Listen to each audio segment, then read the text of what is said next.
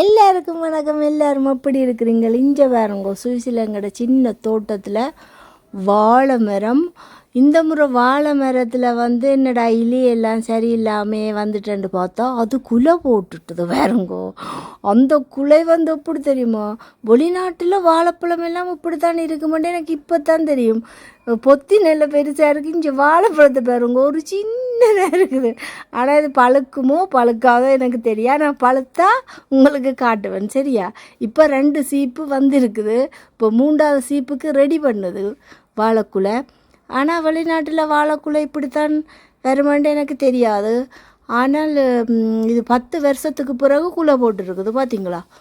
ஆனால் இந்த முறை குட்டிகளும் கணக்க போடையில். அப்போ நான் நினச்சேன்னா என்னடா இப்படி வந்துட்டேண்டு. இஞ்சி பாருங்க, இது அப்ரிக்கோசா 2-3 பழம் பழுத்து இருக்குது. மற்றதெல்லாம் சின்னனாக இருக்குது. எல்லாருக்கும் நன்றி, வணக்கம்.